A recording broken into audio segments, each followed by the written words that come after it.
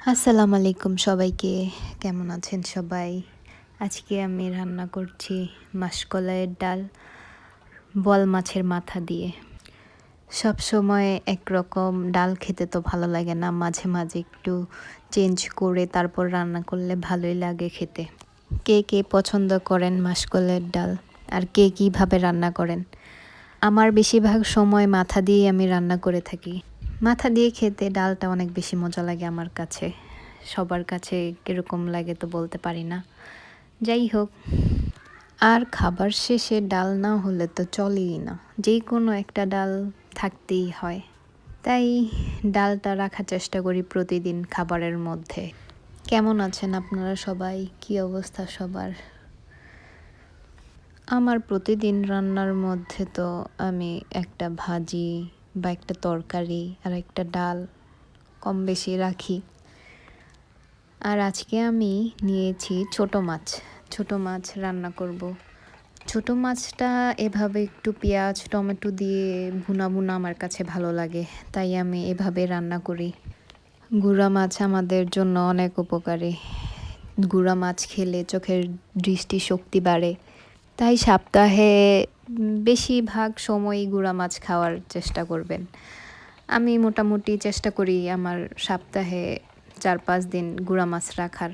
আমি একটু মাছ মাংস একটু কমই খাই, অত বেশি খাই না। মাছটাই আমার কাছে ভালো লাগে। সচরাচর ছোট মাছগুলা বেশি ভালো লাগে। ছোট মাছগুলো একটু কষিয়ে নিয়ে তারপরে রান্না করলে অনেক ভালো লাগে খেতে। আমি অনেক সময় বেগুন দিয়েও রান্না করি, তারপরে ভিন্নভাবে রান্না করি। জাস্ট এরকম একটু পাতলা ঝোলের মতো বা একটু পোড়া পোড়া খেতে ভালো লাগে। গুঁড়া মাছ কারা কারা পছন্দ করেন?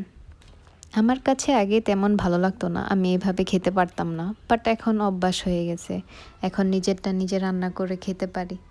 এখন তো আর আগের মতো সমস্যা লাগে না যে কাঁচা কাঁচা খাচ্ছি। এখন ভালোভাবে রান্না করে কষিয়ে তারপরে ধনিয়া পাতা কাঁচামরিচ দিয়ে রান্না করলে অনেক বেশি মজা লাগে। আমার কাছে তো অনেক অনেক ভালো লাগে। আপনারা এইভাবে একদিন ট্রাই করবেন, দেখবেন কীরকম লাগে আপনাদের কাছে। আর গুঁড়া মাছের মধ্যে একটু ধনিয়া পাতা দিতেই হয়, যার জন্য মাছের ঝোলটা অনেক বেশি খেতে ভালো লাগে। যাই হোক, আমার আজকের রান্না এগুলোই ছিল।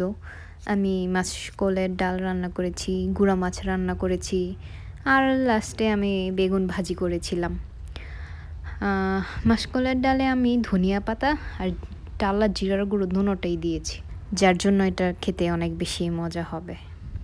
আমার আসলে কম বেশি সব কিছুর মধ্যেই ধনিয়া পাতা আর টালা জিরার গুঁড়ো এই দুইটা দিতে হয়। আমি অত বেশি মশলা না দিলেও আমার রান্না শেষে এই দুইটা জিনিস দিলে আমার কাছে মনে হয় খাবারের টেস্ট অনেক বেশি বেড়ে যায়। যাই হোক, এই তো আমি বেগুন ভাজি করে নিচ্ছি। আজকে এই পর্যন্তই রান্না করেছিলাম। ভালো থাকবেন সবাই। আল্লাহ হাফেজ।